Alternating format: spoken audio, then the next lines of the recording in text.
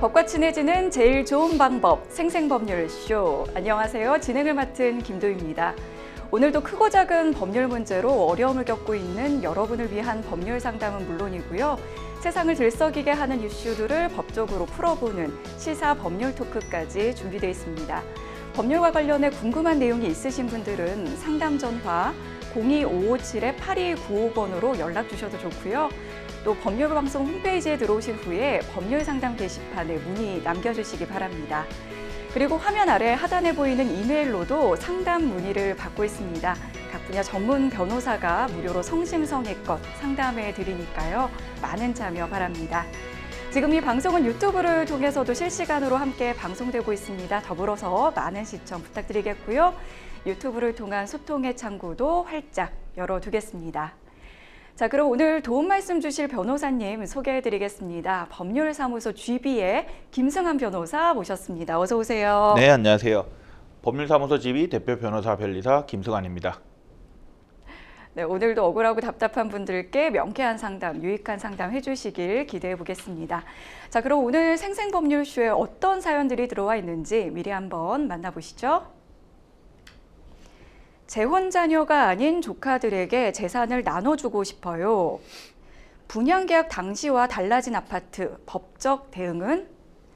불법 촬영 혐의를 받고 있는 남편과 이혼하고 싶어요. 맘카페에 올라온 허위 사실로 피해를 받고 있어요. 네, 이렇게 다양한 분야의 상담이 접수가 됐습니다. 잠시 후에 변호사님과 함께 속 시원한 해결책 찾아보도록 할 텐데요.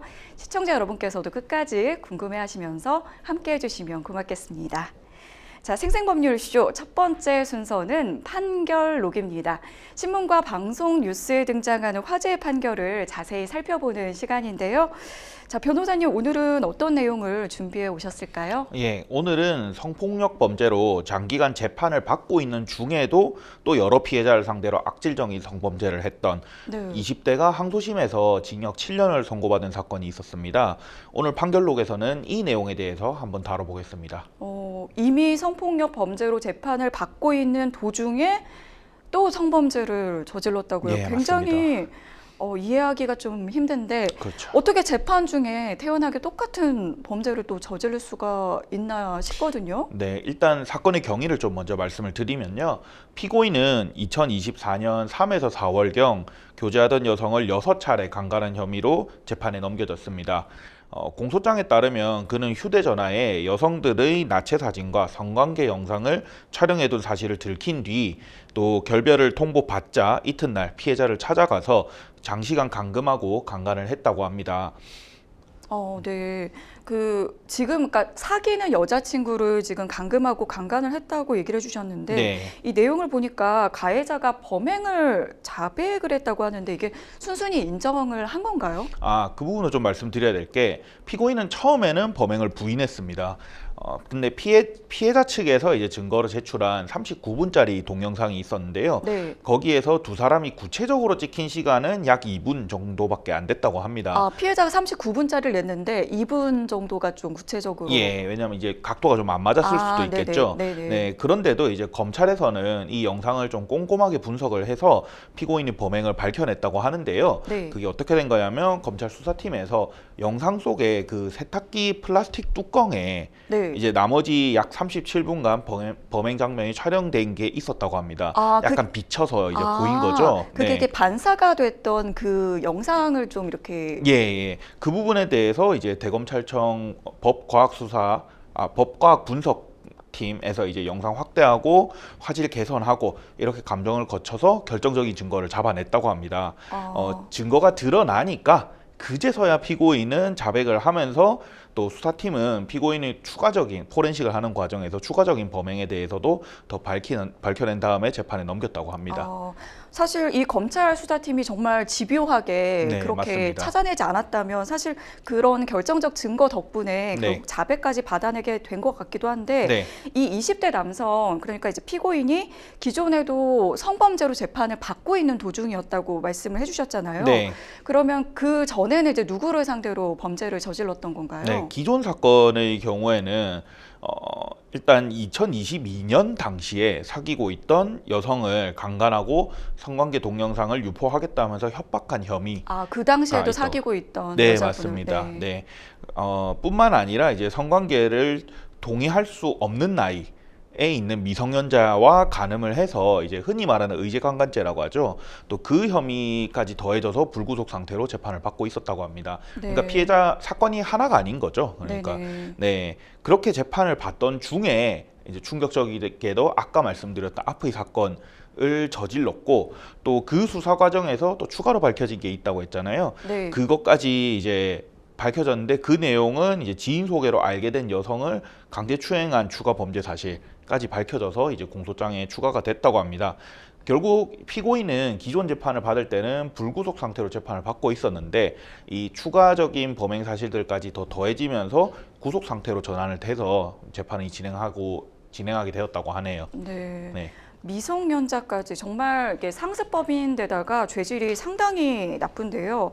앞서 이제 항소심에서 감형을 받았다고 하는데 일단 너무 좀 화가 이미 좀 나지만 네. 우선 1심 판단부터 좀 네. 들어보겠습니다. 일단 1심 판단부터 설명 좀 드리면 1심을 맡은 춘천지방법원 영월지원은 피고인은 성폭력 범죄로 장기간 재판받고 있었음에도 좀처럼 자숙하지 않은 채 피해자들을 상대로 거듭해서 다양한 성폭력 범죄를 지속 반복해서 저질렀다. 라고 하면서 징역 8년을 선고했습니다. 그렇군요.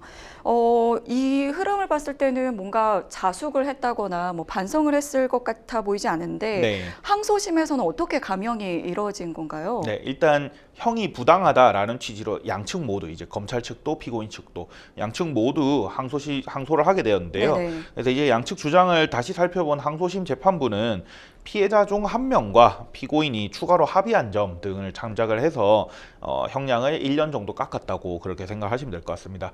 재판부에서는 피고인의 죄질이 매우 나쁘고 또 수사 과정에서 줄곧 변명으로 일관하면서 피해자를 오히려 역고소해서 심리적으로 압박하는 등 범행 후에도 정황도 좋지 않아서 엄중한 처벌이 불가피하다라고 말했습니다. 또 이어서 피고인이 당심 그러니까 2심에 이르러서 각 범행을 모두 자백하면서 반성하는 모습을 보이고 있고 이 사건 각 범행 이전까지는 아무런 처벌 전력이 없으며 당심에 이르러서 피해자 한 명과 추가 합의한 점 등을 종합해서 형을 정했다라고 판시를 했습니다. 그러니까 이제 처벌 전력이 없고 피해자 한 명과 추가 합의를 했다는 이유로 1심에서 이제 8년을 선고받았다가 항소심에서 7년으로 네. 감형이 됐습니다. 어떻게 생각하시나요? 일단 뭐 2심에서 뭐 피해자와 합의를 추가로 했다라는 부분이 있으니까 1심보다 감형이 된다라는 그 자체는 어느 정도 동의는 할 수 있을 것 같습니다. 네. 왜냐면 어쨌든 한 분이 피해자에게라도 뭔가 피해에 대한 배상을 하고 한 것이니까요. 근데 이제 과연 1심 판결이 그렇다면 이제 정당한가에 대해서는 좀 의문이 남기는 하는데요. 네. 네. 저는 개인적으로는 그 부분은 이제 좀 1심 형량이 너무 가벼웠지 않았나라고 생각이 들긴 합니다. 그러니까요. 이게 네. 강간 미성년자 의제 강간에 여기에 더해서 이제 불법 촬영, 특수 감금, 강제추행 혐의까지 더해서 네, 기소가 맞습니다. 됐거든요. 그러니까 네. 애초에 1심 판결이 너무 가볍던 게 아니냐 이런 지적이 나올 수밖에 없을 것 같거든요. 예, 나올 수밖에 없죠. 사실 1심 기준으로 생각하면 징역 8년이었던 것인데 말씀하셨던 대로 사실 이미 기존의 재판 중이었고 그 재판도 성범죄였잖아요. 네. 심지어 이제 약간 형태도 좀 비슷한 것 같아요. 동종의 범죄를 저지르면 사실 그렇죠. 형이 더 가중되어야 될 것 같은데. 네, 가중되고 사실 상습성도 어느 정도 보이는 네. 상황이고 또 감금시키고 강간했다. 또 그 상황도 뭐 불법 촬영을 한 뒤 유포하겠다, 협박했다 이런 네. 것도 굉장히 비슷하잖아요. 네네. 좀 그래서 죄질이 정말 안 좋다고 보이고 또 동종인 성범죄가 계속해서 반복되고 있고 이런 걸 봤을 때 훨씬 더 센 형량이 내려졌어야 되지 않나라고 생각이 듭니다. 그래서 1심 판결 자체가 좀 너무 약하게 나왔다는 점에 대해서는 비판을 피하지 못할 것 같네요. 네, 이 성범죄 관련해서 좀 안타까운 마음이 좀 드는 게 이게 좀 이렇게 동종 범죄들이 좀 반복될 경우에는 네. 가중 처벌이 이루어져야 하지 않나 이런 의견 나눠봤습니다. 네. 지금까지 판결록 함께했습니다. 여러분은 지금 생생법률쇼를 시청하고 계십니다. 어렵고 복잡한 법률 문제로 고민하고 계신가요? 그렇다면 생생법률쇼가 도와드리겠습니다. 생생법률쇼에선 민사, 형사, 가사 등 각 분야 전문 변호사들이 매년 800여 건의 법률 문제를 속 시원하게 해결해드리고 있는데요. 그럼 무료로 법률 상담을 받을 수 있는 3가지 방법, 지금부터 소개합니다. 첫째, 02-557-8295번으로 전화해 법률 상담 신청을 한다. 둘째, 법률방송 홈페이지에 접속해 법률 상담 게시판에 사연을 올린다. 셋째, 지금 화면에 나오고 있는 이메일 주소로 사연과 연락처를 보낸다. 속 시원한 법률 상담 프로그램 생생법률쇼. 지금 바로 상담 신청하세요. 지금부터는 생생법률쇼가 자랑하는 성심성의 무료 법률 상담 시작해 보겠습니다. 전화 연결이 되어 있는데요. 전화 받아보겠습니다. 안녕하세요. 네, 네, 어떤 점이 궁금해서 연락 주셨을까요? 귀가 어두우니까 크게 말씀해 주세요. 아, 네네. 지금 잘 들리시나요? 들리긴 들리는데 아주 크게는 안 들리는데. 아, 네. 어떤 점이 궁금해서 연락 주셨을까요? 제가 나이가 만으로 85세거든요. 네. 86세인가 모르겠네. 네. 그런데 애들이 하나도 없어요. 네. 없어서 만약에 내가 죽으면은 어디 내가 가지고 있는 말하자면 집이 누구한테로 가는 거예요? 아, 네, 지금 이제 그 자녀분들이 없으시다. 없어요. 제가 난 애들이 하나도 없고 네. 결혼은 75년도에 애들이 넷이나 있는 대로 결혼을 했어요. 아, 네네. 그런데 지금 영감님이 가신 지가 코로나 초기 때 갔으니까 한 5년 됐나 봐요. 네. 근데 그 뒤로 애들은 한 번도 왔다 갔다도 안 하거든요. 네. 그런데 제가 먹고 사는 거는 네. 주택연금 들어서 그걸로 먹고 살아요. 네. 근데 이제 그것을 들은 지가 한 10년이 넘었으니까 내가 만약에 가게 된다면은 이 나머지가 있을 거 아니에요. 네. 그러면 그게 누구한테 어떻게 가는 것인지 그것을 몰라서 물어보는 건데. 아, 네네. 지금 이제 그 거주하고 있는 주택이 있으시고 지금 주택연금 예, 쬐끔한 거예요. 네네. 네, 주택연금도 지금 받고 계시는데 지금 이제 나중에 이제 이 주택이 누구한테 어떻게 가게 될지 좀 궁금해서 연락을 주셨다고 얘기를 해주셨습니다. 네. 네네. 사연 잘 들었고요. 전화 주셔서 고맙습니다. 옆에 김승환 변호사님 나와 계신데요. 이야기 네. 더 나누시면서 상담 받아보도록 하겠습니다. 예, 좀 말씀 좀 크게 해주셨으면 좋겠어요. 아, 네네. 네, 안녕하세요, 어머니. 잘 들리세요? 네네. 이 정도 크기 잘 들리세요? 네네. 아, 네. 재혼 자녀 4분 있다고 하셨잖아요. 네네. 재혼이 아니라 전혼 이제 그 4분에 대해서 혹시 입양 절차나 이런 거 하셨나요? 그런 거는 안 했어요. 입양 절차 안 하셨어요? 네. 아, 네. 그러면 이 4분은 사실 거의 남이랑 똑같다고 생각하시면 돼요. 아니, 그러면 결혼을 해서 혼인신고를 하면은 애들이 저절로 올라오는 거예요? 안 올라오는 거예요? 아니에요. 내 애가 되는 건 아니에요. 네. 네, 이제 배우자의 자녀들 같은 경우에는 그냥 배우자의 네. 자녀들이고, 그리고 그 입양 절차를 이렇게 뭐 따로 하지 않으셨다면, 네, 안 했어요. 네, 안 하셨다면 그 자녀들은 내 자녀들이 아니고 그냥 남이랑 네. 똑같다고 생각을 하시면 돼요. 네. 그래서 만약에 내가 사망을 하더라도 상속은 안 되는 거고, 네. 반대로 이제 그 자녀들이 저를 부양할 의무도 없고 그냥 그렇게 되는 거거든요. 예, 그래 한 번도 안 왔어요. 그 뒤로. 네네네. 그래서 이제 이분들은 입양을 안 하셨다면 사실 이제 상관없고요. 만약에 이제 네. 나중에 돌아가시더라도 이제 이분들한테 어떤 상속이 되거나 그렇진 않을 거예요. 네. 네. 그럼 이제 궁금한 건 아까 자녀분은 없다고 하셨고 따로 네. 그리고 다른 형제 자매도 없으신 거죠, 지금? 형제 자매는 다 죽었는데 네.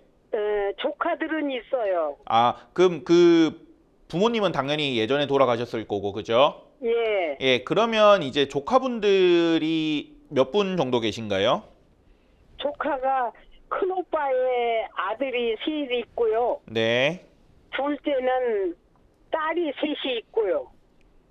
총 6분이에요?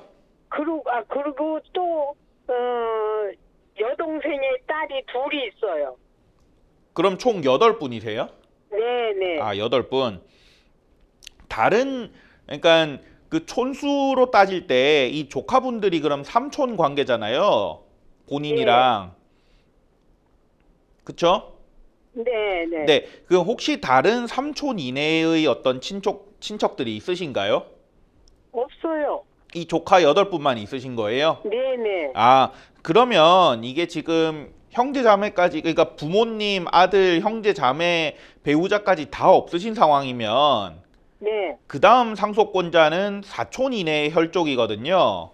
네. 근데 지금 말씀하시는 게 이 조카분들이 이제 삼촌인데 뭐 혹시 네. 다른 삼촌 이내의 혈족이 없으면 네. 그럼 이제 이분들이 그 다음 1순위 상속권자가 되게 돼 있어요. 아, 네. 그러면 그거 뭐 아들, 딸 구별 없고요? 네, 그거는 없어진 지 오래됐어요. 그 어머님이 이제 예전에는 아들하고 딸하고 이렇게 상속 지분이 달랐던 시대가 있는데 네. 예, 지금은 이제 그런 건 없고요. 예. 예, 그냥 다 똑같이 이제 8분이 나눠 갖게 되거든요.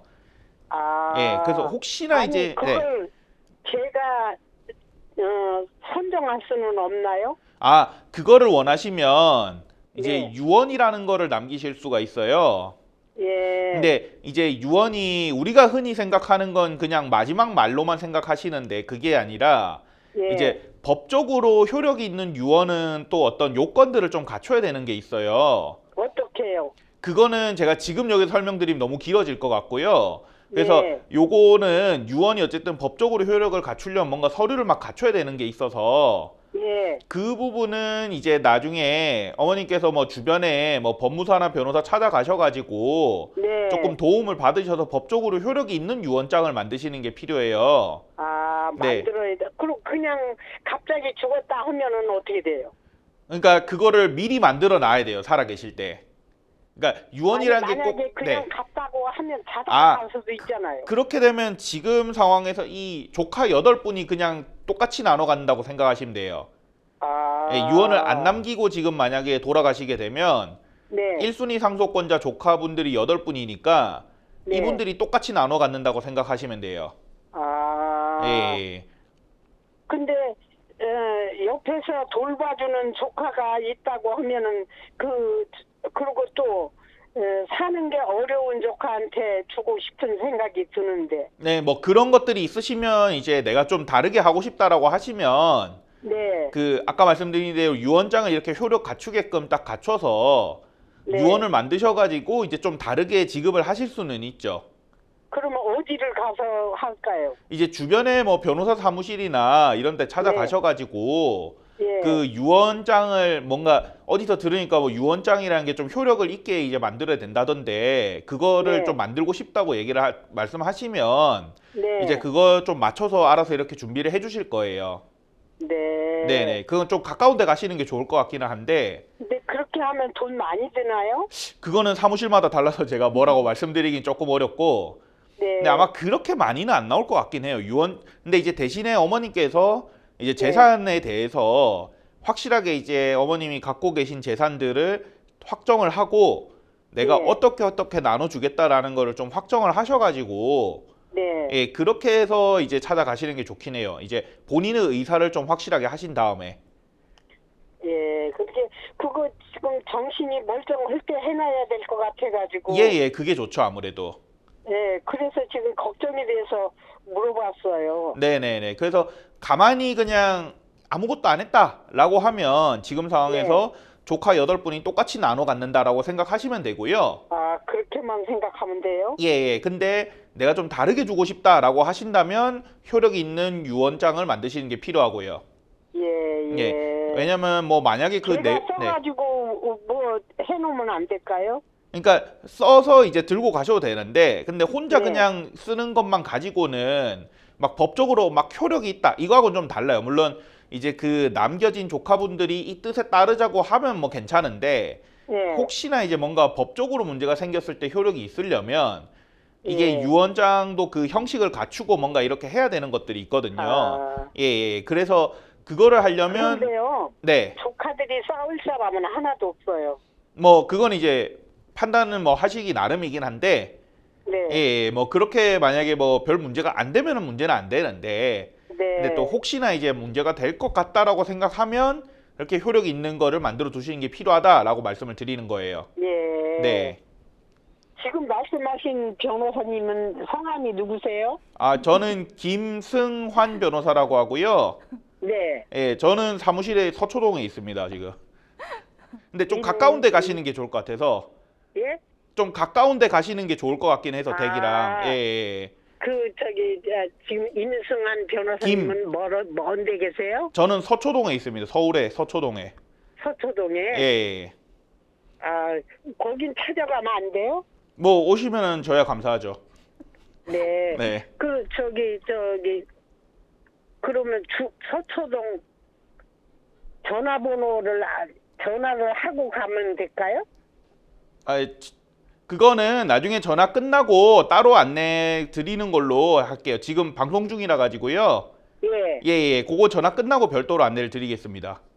아, 예, 방송 끝나고 네, 네, 네. 임승환 변호사님이요? 김입니다. 김승환입니다. 김이요? 네. 아, 임이 아니고? 예, 예, 김입니다. 예. 그러면 그러면 전화를 해가지고 또 찾아가야 되나? 그거 예, 어떻게 예, 해야 예. 돼? 일단 전화를 나중에 안내를 드릴 테니까 네. 예, 예, 별도로 나중에 또 안내를 드리겠습니다. 그거는. 어머님 이제 예, 예. 방송 중에 이제 추가적으로 더 궁금하신 부분은 없으신가요? 지금 일단은 저희가 방송이 지금 나가고 있는 상황이라서 이제 네. 그 궁금하신 것은 다 질문을 하신 건가요? 전 이제 궁금한 거는 다 됐어요. 아, 다 되셨고요. 그러니까 네. 이제 내가 갑자기 죽으면 어떡하나 이것 때문에 지금 걱정이 돼서 네. 그랬어요. 네. 그러면 다른 데로 혹시 가지 않을까 그런 생각이 들어서 네. 그래서 지금 전화한 거거든요. 네, 일단 그 미리 준비를 하시고 대비를 하시는 마음으로 전화 주신 거 잘하신 것 같고요.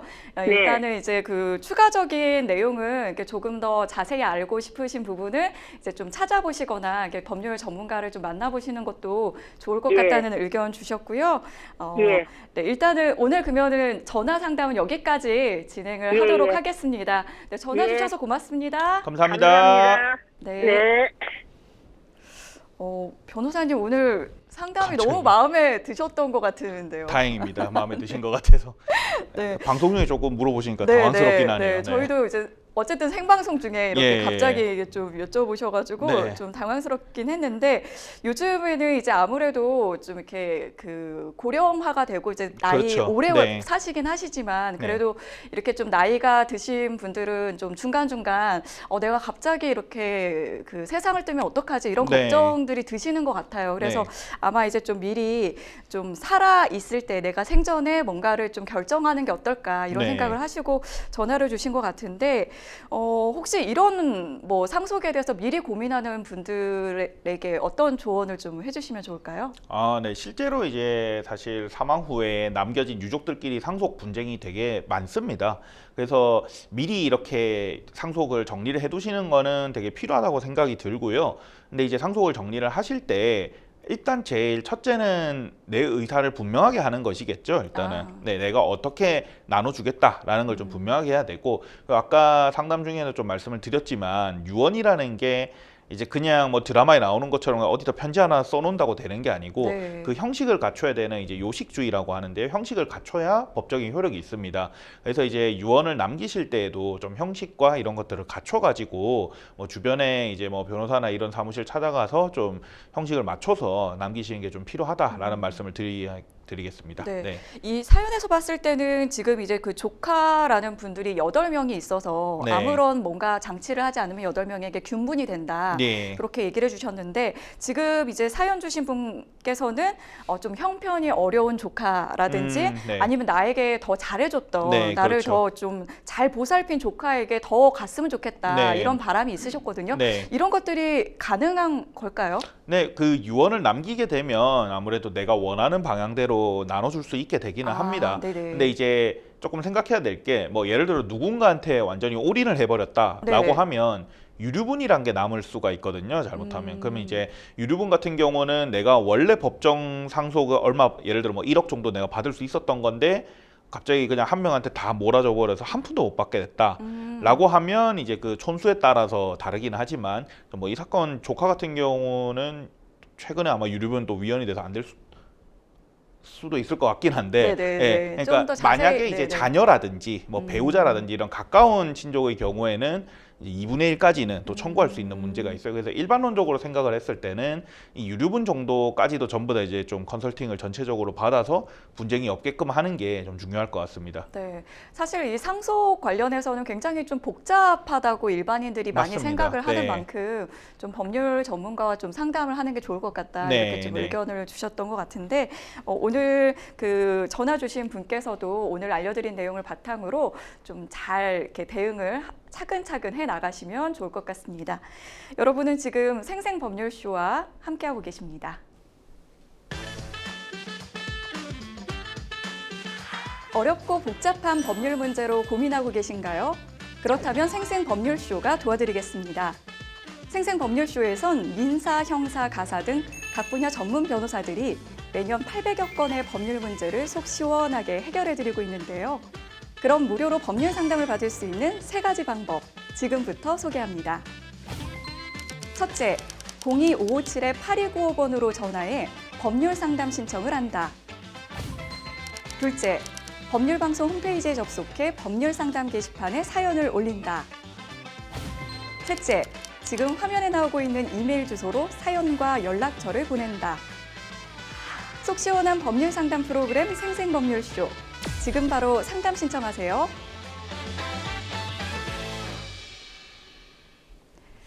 이번에는 법률방송 이메일을 통해 들어온 여러분의 고민을 해결해 드리겠습니다. 어떤 내용인지 함께 만나보시죠.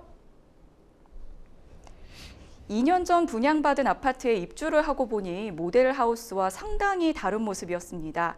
발코니 확장 공사가 계약서에 명시된 것보다 작게 이루어졌을 뿐만 아니라 주방 인테리어도 약속된 것과 달랐는데요. 또한 거실 바닥에 균열이 있어 입주 직후 시공사에 하자 보수를 요청했으나 시공사 측은 경미한 하자라며 제대로 처리해주지도 않았습니다. 더 큰 문제는 준공한 지 1년밖에 안 지났는데 단지 내 지하 주차장에 심각한 누수가 발생했다는 건데요. 이에 주민들이 모여 시공사와 건설사에 집단 하자 보수를 요청했지만 하자 담보 책임 기간이 지났다며 책임을 회피하고 있습니다. 최근에는 인근에 대형마트가 입점한다는 사실을 알게 됐는데 이것도 분양 당시 조용한 주거 환경이라며 홍보했던 내용과 전혀 다릅니다. 교통 혼잡과 소음 문제가 예상돼 주민들의 불만이 높아지고 있는데요. 이런 상황에서 저희 주민들이 취할 수 있는 법적 조치는 무엇인지 그리고 보상을 받을 수 있는 방법은 없는지 궁금합니다. 일단 이 분양받은 아파트에 입주를 하고 보니까 이전에 봤던 그 모델 하우스랑은 좀 상당히 좀 다르다 이렇게 지금 느끼고 계신 것 같아요. 발코니 확장, 인테리어 이렇게 좀 명시된 계약 조건과 다른데 이럴 때 어떤 법적 조치를 취할 수 있을까요? 네, 이런 경우들이 한 번씩 있으면 굉장히 열받죠, 사실은. 그렇죠. 네. 모델 하우스 가서 봤을 때는 보고 굉장히 하는 좀 건데. 그럴듯해 네. 보였는데 네. 그래서 일단 분양 계약서나 설계 도면에 어떻게 적혀 있는지 또 분양 당시 모델하우스의 형상이 어땠는지 이게 중요합니다. 만약에 분양 계약서 또는 설계 도면에 포함된 내용이나 모델하우스에서 제시한 내용들이 실제 아파트에는 포함되어 있지 않다라고 한다면 그 부분에 대해서는 손해배상을 청구하거나 또는 분양 대금에 대한 감액을 청구하는 것이 가능합니다. 아, 그렇군요. 지금 일단 거실 바닥에 난 균열로 이분께서 시공사에 하자 보수를 요청한 적이 있어요. 요청하셨는데 경미한 하자라면서 처리를 해주지 않았거든요. 이 경미한 하자, 우리가 뭐 중대한 하자랑 이렇게 비교했을 때 뭐 법적으로는 네. 어떻게 좀 판단을 하는 건가요? 네. 일단 경미한 하자라고 하더라도 시공사는 하자를 보수해주거나 뭐 보수해주는 대신 손해배상을 해줄 의무가 있습니다. 네. 뭐 물론 보통은 이제 소송으로 간다면 하자 보수에 가름을 해서 돈으로 이제 손해배상을 청구하는 경우가 많기는 하죠. 네. 정말로 경미하다라고 한다면 그 손해배상 금액이 좀 작을 수는 있겠지만 뭐 이 부분에 대해서는 보통 소송 과정에서 뭐 감정을 받는다든지 해서 평가를 받게 됩니다. 보통 이제 타일 깨짐이나 뭐 누수 같은 것들이 입주민들 입장에서는 굉장히 중대한 생활상 중대한 네네. 하자라고 생각은 드는데 근데 사실 법률적으로 중대한 하자라고 보기는 좀 어렵긴 합니다. 아, 그래요? 법률적으로 중대한 하자라고 하면 뭐 예전에 김포 아파트에서 이제 지하 주차장 붕괴 사고가 있었던 그런 것처럼 거의 보통 무너질 위험이 있어서 이제 거의 다시 건축해야 될 수준이라거나 네. 생활이 거의 불가능하다 정도가 돼야지 법률상으로 중대한 하자라고 보기는 합니다. 근데 이제 경미한 하자, 뭐 중대한 하자 꼭 이렇게 구별을 하기보다는 그냥 하자가 있다 없다 정도로 생각하시면 될 것 같습니다. 그렇군요. 네. 그리고 이제 그 단지 내 지하 주차장에 심각한 누수 발생해서 시공사와 건설사에 하자 보수 요청했는데 하자 담보 책임 기간이 지났다. 이렇게 하면서 지금 지하 주차장 누수에 대한 책임도 회피를 하고 있습니다. 네. 이게 뭐 하자 뭐 종류에 따라서는 뭐 담보 이 책임지는 기간이 좀 다른 것 같은데 네. 어느 정도 지금 이 사안에서는 봤을 때는 어느 정도 기간이 적용되나요? 네. 이게 공동주택관리법 시행령 등에서 정하고 있는데요. 이 사건에서 거실균열이라는 게 구체적으로 어떤 균열인지에 따라 좀 다를 것 같습니다. 네. 만약에 마감재 균열이라고 하면 2년이고요. 네. 만약 내부 콘크리트 균열이다라고 하면 또 그 정도에 따라서 5년 또는 10년이 될 수 있습니다. 그리고 주차장 균열로 인한 누수를 말씀하셨는데 이거는 균열 하자 내지 방수 공사가 필요한 하자로 보여서 5년 또는 10년이라고 보시면 될 것 같습니다. 네, 그러면은 이게 뭐 2년 전에 분양을 받았다고 하니까 사실 하자 보증 기간이 지금 뭐 지났다 이런 내용이 사실과는 좀 다를 가능성이 좀 있어 보이네요. 네, 다를 가능성이 높습니다. 특히 지하 주차장 누수는 아직은 2년 가지고는 안 지났다고 보는 게 맞습니다.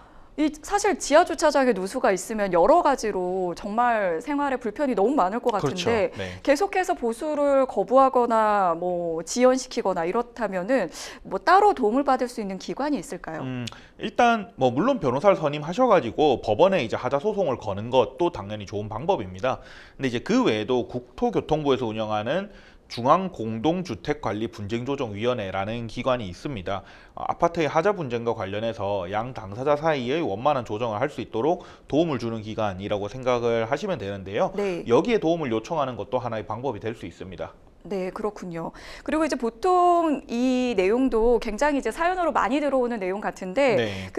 이제 그 홍보할 당시에 막 조용한 주거 환경 이렇게 홍보를 했는데 네. 지금 이제 인근에 대형마트가 입점될 거라는 사실을 이제 최근에 알게 됐어요. 네. 그러니까 그 당시에 홍보했던 그 조용한 주거 환경 이것과는 좀 내용이 다르다 이렇게 얘기를 하시는데 네. 이 부분도 좀 문제를 삼을 수 있을까요? 뭐 허위 광고 아니었느냐 뭐 네. 이렇게. 분양 당시에 이제 홍보 내용이 되게 추상적으로 그냥 조용한 주거 네. 환경이라고만 되어 있었다면은 이걸 근거로 어떤 허위 광고라고 보기까지는 좀 어렵지 않나라는 생각이 듭니다. 그래요. 네. 그 사이에 뭔가가 바뀌는 것을 좀 예상하기 좀 어려운 측면도 좀 어려운 있다고. 면도 있고 이제 조용한이라는 과연 근거가 대형마트가 들어온다고 해서 정말 얼마나 예를 들어 바로 옆에서 공사를 하는 것 같은 어떤 시끄러운 거라고 또 보기는 어렵기도 하고 그러다 네. 보니까 조용한이란 기준도 좀 모호하기도 하고 그런 면이 있습니다. 그러면 이런 대형마트 입점과 같은 그 좀 주변 환경 변화에 대해서는 뭐 어떠한 뭐 책임이라든지 뭐 이런 것들을 물을 수 있는 방법은 없을까요? 그게 이제 그 부분은 건설사나 시공사가 과연 통제할 수 있는 부분이었냐 아니냐라고 봐야 되는데 대형마트 입점은 사실 통제할 수 있는 부분은 아니잖아요. 그래서 아마 책임을 묻기는 어려울 것 같고요. 대법원도 사실 비슷한 취지로 판결을 하고 있긴 합니다. 이런 부분까지는 사실 이제 통제가 좀 어려웠을 네. 수 있다 이렇게 얘기를 네. 해주셨고 지금 이제 주민분들이 그 약간 모여서 지금 집단 하자 보수를 요청했다고 하는 걸 보니까 앞으로 이제 만약에 이제 소송을 가게 되면은 네. 좀 이렇게 집단 소송을 하게 될 가능성이 좀 있어 보이거든요. 어떤 점들을 좀 준비하거나 좀 주의하면 좋을까요? 일단 주민들 개개인이 대기업인 뭐 건설사나 시공사를 상대로 하자 소송을 하기는 좀 어렵죠. 그래서 보통 이런 하자 소송 같은 경우는 입주민들이 모여서 입주자 대표 회의 줄여서 입대의를 구성해서 소송을 하는 경우가 많습니다. 네. 이때 이제 돈으로 손해배상을 청구하게 되는 경우에는 입주민 개개인이 그 손해배상 채권을 입대의의 채권 양도를 할 필요가 있습니다. 또 소송 기간은 뭐 소송을 하는 세대수나 또 하자의 정도에 따라 당연히 달라질 수는 있는데요. 그냥 통상적으로 생각했을 때는 1심당 한 1년 이상 정도까지는 네. 생각을 해야 될 것 같습니다. 필요한 증거 자료로는 입주민들은 현재 자신들이 이제 파악하고 있는 하자가 무엇인지, 또 집에서 발생한 하자나 이런 거에 대해서 영상, 사진 등으로 좀 증거를 남겨놓을 필요가 있고요. 혹시나 본인이 셀프로 뭐 업자를 부르든지 해서 하자를 보수했다라고 한다면 그 영수증이라든지 뭐 견적서라든지 이런 자료들은 잘 모아둘 필요가 있습니다. 네. 일단 지금 이제 소송도 고민하고 있지만 소송 외에 뭐 다른 방법으로 좀 해결할 수 없을까 이런 생각도 좀 드는데 뭐 네. 조정이나 중재로 해결하는 경우도 있을까요? 예, 물론 조정을 하는 것도 당연히 가능합니다. 그리고 아까 말씀드렸던 그 국토교통부의 중앙공동주택관리분쟁조정위원회, 이제 여기에 도움을 청하는 것도 방법일 거고요. 또 소송 도중에 양 당사자의 의견의 합치가 있다면 합의가 될 수도 있습니다. 입대이랑 시공사가 적극적으로 이제 하자 합의를 하는 경우들도 또 종종 있는 걸로 알고 있습니다. 네. 오늘 알려드린 내용을 바탕으로 잘 대응하셔서 원하시는 결과 얻으셨으면 좋겠습니다. 저희는 계속해서 다음 이메일 사연 만나볼까요? 남편과 결혼한 지 6년 됐습니다. 경제적으로 넉넉하지 않았지만 그래도 신혼 때는 둘이 알콩달콩 잘 지냈어요. 맞벌이를 하면서 조금씩 재산도 늘려왔고요. 그런데 몇 년 전 제가 아이를 낳고 집에만 있게 되면서 우울증이 심하게 왔습니다. 갓난아기를 하루 종일 혼자 돌보는 게 너무 힘들어 무기력하게 울기만 했어요. 스트레스를 폭식으로 풀면서 몸무게는 임신 전보다 1.5배나 늘었죠. 일하고 온 남편이 아이 목욕시키고 집 청소하고 반찬까지 해줬는데요. 어느 날 남편이 울면서 이혼하자고 하더군요. 그때 정신이 번쩍 들면서 앞으로 변하겠다고 이혼만은 하지 말아달라고 사정했습니다. 그 이후로 나름 육아와 살림을 열심히 했습니다. 운동하면서 살도 많이 뺐고요. 하지만 남편 외벌이로 새 식구 살기가 빠듯하더라고요. 아이가 어린이집 다니면서 저도 다시 일하려고 했는데 취직하는 게 쉽지는 않았습니다. 근데 며칠 전 남편이 퇴근하고 와서 충격적인 얘기를 꺼냈습니다. 회사에서 몰래 불법 촬영한 사실이 적발됐다는 겁니다. 여성 탈의실에 휴대폰을 설치했는데 그게 걸려서 경찰에 압수당했다고 합니다. 게다가 그 휴대폰에는 자신이 지하철에서 여성들을 촬영한 영상이 많다면서 징역을 받을 것 같다고 하더군요. 남편 말로는 제가 우울증에 걸렸을 당시 본인도 힘들어서 불법 촬영을 하게 됐다는데 기가 막혔습니다. 이런 남편과는 더 이상 살 수 없을 것 같아 이혼을 결심했습니다. 남편은 불법 촬영 판결이 나면 이혼을 하자고 하는데 벌금형이 나오면 재산 분할에도 영향이 있을 것 같고 만약 징역을 살게 되면 합의 이혼이 어려워지지 않을까 싶은데 어떻게 하는 게 좋을까요? 무엇보다 남편이 징역을 살게 되면 양육비를 받을 수 있을까요? 징역 살고 있는 부모에게도 면접 교섭권이 있을까요? 아이를 면회하는 데 데려가고 싶진 않은데 어떻게 해야 할까요? 네, 진짜 이게 좀 많이 놀라셨을 것 같아요. 내 네. 남편이 이렇게 불법 촬영을 하고 다녔을 거라고 상상도 못 하셨을 것 같은데 네. 일단 지금 이제 징역을 조금 걱정을 하고 계신 것 같은데 남편분께서 징역을 살게 될 가능성 얼마나 된다고 좀 보시나요? 일단 꽤 장기간 상습적으로 촬영을 해오신 것 같아서 말씀하시는 거 보니까 물론 이제 그 개수나 뭐 기간이 이런 게 당연히 중요하긴 한데 네, 일단 실형이 나올 가능성도 배제는 못할 것 같습니다. 지금 상황에서. 좀 장기간일 가능성이 좀 예. 있어 보인다. 그래서 이제 뭐 물론 이제 진행 과정에서 뭐 피해자 합의라든지 이런 다른 요소들이 당연히 있어서 네. 뭐 어떻게 될지는 모르겠는데 지금은 가능성을 배제하기는 좀 어려워 보입니다. 지금 이제 여성 탈의실뿐만 아니라 지하철, 뭐 공공 장소에서도 불법 촬영을 한 것 같아요. 이 남편분이 피해자가 많다면 그만큼 좀 형량이 좀 늘어나겠죠. 네, 뭐 당연히 피해자가 많다면 형량이 늘어날 수밖에 없긴 하죠. 특히 이제 오랜 기간 해온 것은 상습성이 인정될 가능성이 있어서 형량이 높아지는 중요한 요인으로 작용할 수 있습니다. 네, 지금 남편분은 이제 벌금형이 나올 수도 있다 이렇게 생각을 하시는 것 같고 재판 결과가 나오면 이혼을 하자 이렇게 이야기를 하고 있는데 지금 사연 주신 분께서는 지금 당장 이혼을 좀 하고 싶은 마음이신 것 같습니다. 네. 뭐 만약에 배우자가 징역을 선고받는다면 뭐 합의 이혼이 좀 어려워지거나 그런 상황들이 좀 있나요?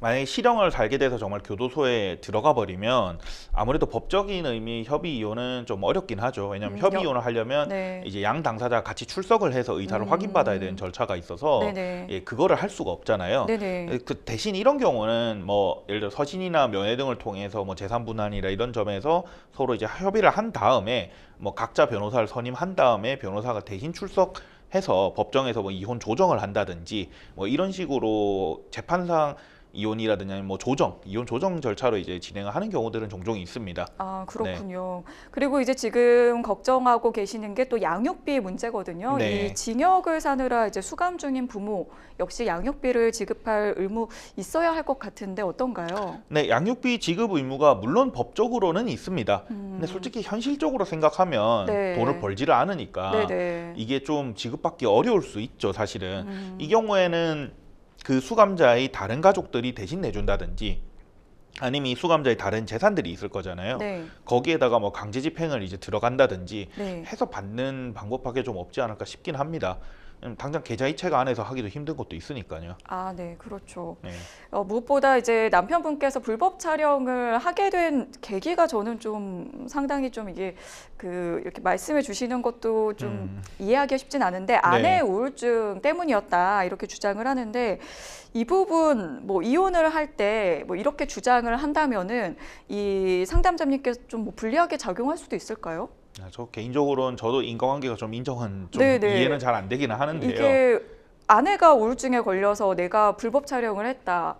좀 네. 인과관계 좀 이해는 안 되는데 네. 근데 뭐 만약 합의가 안 되고 이혼 소송으로 간다라고 하면 이런저런 일을 다 끄집어내서 서로 네. 상처 입히는 과정을 사실 겪게 되기는 합니다. 네네. 근데 사실 이 부분은 뭐 아내가 우울증이었다는 게 입증이 되는 것도 사실은 좀 쉽진 않을 것 같고 그리고 뭐 이거 주장을 한다고 해서 뭐 엄청 크리티컬하게 뭔가 영향을 미친다라고 보기는 조금 어려울 것 같기는 합니다. 네, 지금 이제 여러 가지로 참 좀 혼란스러운 지금 상황에 놓여 계실 것 같은데 이 상담자님을 위해서 이제부터 좀 어떻게 하면 좋을지 좀 전략을 좀 알려주시면 좋을 것 같아요. 일단 제가 좀 말씀드리고 싶은 게 일단 자녀가 있다고 하셨으니까 네. 면접교섭권 아까 질문이 잠깐 맞아요. 본문에 있었거든요. 데려가고 싶진 않다. 예, 아이 예, 면회할 예. 때 이 얘기 그 부분 일단 좀 제가 말씀을 드려야 될 것 네네. 같아가지고 일단 원칙적으로 생각하면 면접 교섭권이 있기는 합니다. 근데 사실 법원에서도 대체로 교도소로 이제 면접 교섭을 하러 간다는 거는 제한을 하긴 하거든요. 네. 그러니까 면접 교섭권을 인정하되 예를 들어 이제 감옥에서 나오면 그때 이제 교섭을 해라라는 취지인 거죠. 사실 아이의 어떤 복리를 가장 최우선시 그쵸. 하잖아요. 네. 그런 면에서도 네. 사실은 좀 교도소에 수감 중인 부모를 만나는 거에 대해서 다른 이제 그 부모가 또 걱정을 할 수밖에 없을 그쵸. 것 같아요. 그리고 뭐 그렇다 해서 그 교도소에 있는 사람을 면접 교섭을 위해서 또 다른 장소를 옮기는 것도 사실은 현실적으로 좀 문제가 있고 그래서 그 수감 기간 동안에는 면접 교섭이 제한되는 경우가 그건 법원도 제한을 하는 경우가 많습니다. 네. 그래서 뭐 만약에 이제 실형이 선고될 경우를 대비를 한다면 지금 미리 뭐 이혼 협의를 하거나 또 재판으로 넘어가더라도 재판 과정에서 뭐 적어도 감옥에 있는 동안에는 면접 교섭을 제한해 달라라는 청구를 좀 분명하게 할 필요가 있을 것 같습니다. 그건 아무래도 자녀 교육에도 사실 아빠 보러 교도소 간다는 거는 굉장히 안 좋기는 하니까요. 네. 그 부분을 좀 신경을 좀 쓰시는 게 좋을 것 같습니다. 그럼 이혼에 있어서도 좀 속도를 좀 빨리 뭔가 서두르는 게 좋을까요? 저는 이미 마음을 먹으셨다면 빨리 하시는 게 좋지 않을까 싶기는 합니다. 사실 더 이상 이 사람하고 보고 살 수가 없는 상황일 텐데 이혼을 하겠다는 마음을 굳혔다라고 한다면 빨리 진행을 하시는 게 어쨌든 나중에 불편해져요. 교도소로 들어가 버린다면. 그래서 빠르게 진행하시는 거를 추천드리고 싶네요. 네, 여러 가지로 좀 많이 좀 놀랍고 좀 지금 마음이 복잡하실 텐데 그래도 하나씩 차근차근 좀 빠르게 좀 대응을 하실 필요가 있어 보입니다. 저희는 이제 계속해서 마지막 이메일 사연 만나보겠습니다. 필라테스 강사입니다. 1년 전 모 신도시에 필라테스 스튜디오를 차려서 운영 중인데요. 얼마 전 말도 안 되는 일이 일어났습니다. 신도시는 맘카페의 입김이 상당히 센데요. 그 맘카페에 저에 대한 거짓 소문이 담긴 게시글이 올라왔다는 겁니다. 제가 이전 지역에서 필라테스 스튜디오를 운영하며 유부남 회원과 바람이 났고 난리가 나서 쫓기듯이 이 동네로 이전을 했다는 내용이었어요. 그 글을 본 저희 회원들 몇 분이 원장은 절대 그런 사람 아니라며 허위 사실 올리면 처벌받을 수 있다고 지적했다고 합니다. 그러자 글쓴이가 공익을 위해서 올린 글이었다며 며칠 뒤 글을 삭제했다고 하는데요. 저는 일이 정리되고 나서야 회원들에게 이 얘기를 듣게 됐습니다. 그 사이 위약금까지 지불하면서 회원 4명이 수강을 그만뒀습니다. 또 저희 스튜디오 옆에 있는 학원 원장도 저에게 그 글을 봤다는 얘기를 하더라고요. 이제 웬만한 사람들은 다 저를 유부남 회원과 바람난 여자로 보는 건가 싶습니다. 너무 스트레스를 받아서 지난 일주일은 레슨도 할 수 없었고요. 그 글쓴이를 명예훼손으로 고소를 하고 싶은데 저는 그 글을 보지도 못했고 지금은 삭제된 상태라 증거도 없습니다. 게다가 맘카페에 올린 글이니 글쓴이를 찾기 어려울 것 같은데 제 억울함을 밝히려면 어떻게 하면 좋을까요? 정말 저는 이 글을 읽는데도 너무 좀 화가 나는데 네. 인터넷에 이렇게 허위 사실을 올려서 피해를 입고 계신데 이거 명예훼손 당연히 돼야 될 것 같거든요. 요건 어떻게 해야 되나요? 네, 일단 요것만 생각했을 땐 네. 뭐 공공연한 인터넷 카페에 올린 글이고 또 허위 사실에 해당한다면 당연히 명예는 훼손되는 것이라서 네. 이게 정보통신망법 제70조 제2항의 허위 사실 명예훼손죄 구성 요건에는 충분히 충족한다고 생각됩니다. 작성자가 이제 공익을 위해서 올린 글이었다 이렇게 얘기를 했는데 이 부분은 어떻게 보시나요? 공익을 위한 것이었다는 진실한 사실일 때 문제되는 부분입니다. 사실 허위 사실이라면 공익성이 전혀 문제가 되지 않습니다. 그렇죠. 공익을 위해서 허위 사실을 말한다는 것 자체가 사실 어불성설이죠. 예. 그래서 이게 허위다라고 한다면은 뭐 공익성은 아무 문제가 아닙니다. 네. 어쨌든 뭐 글이 삭제가 됐다고는 하지만 그 사이 이제 회원도 줄었고 이제 4명이나 지금 이제 수강을 그만뒀거든요. 네. 그리고 지역에 굉장히 이제 평판이 중요할 수 있는데 이 지역에 다 소문이 나버린 상황입니다. 민사적으로 뭐 손해배상이라든지 이 피해 보상 청구가 가능할까요?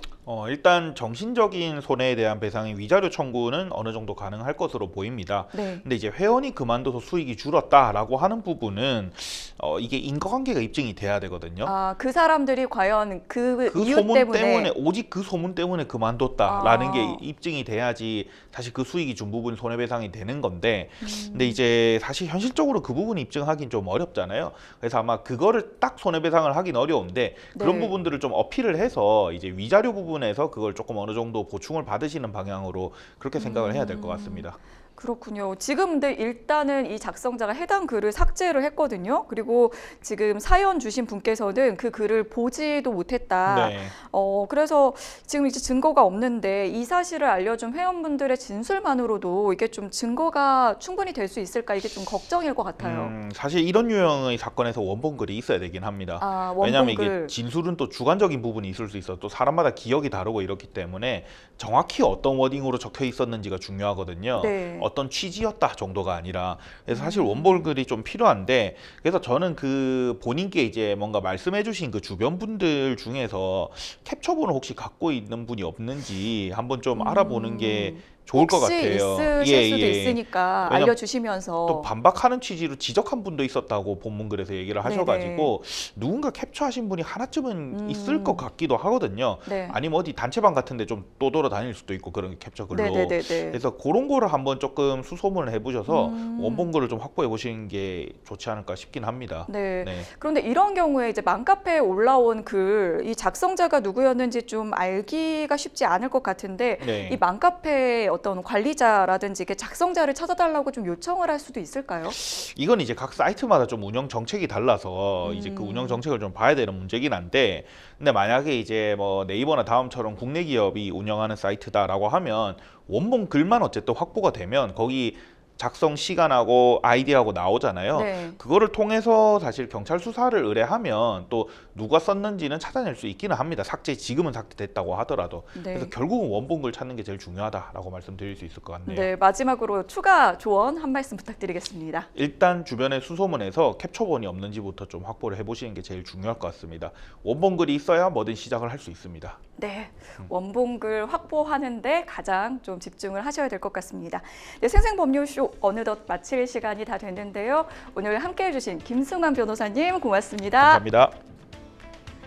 네, 저희 앞서 보셨듯이 여러 가지 사연들 받고 있습니다. 법률적으로 어려움 겪고 계신다면 전화는 02557-8295번으로 전화 주셔도 되고요. 또 저희 방송 홈페이지가 있습니다. 홈페이지에 글 남겨주시거나 이메일로 사연 보내주시면 되겠습니다.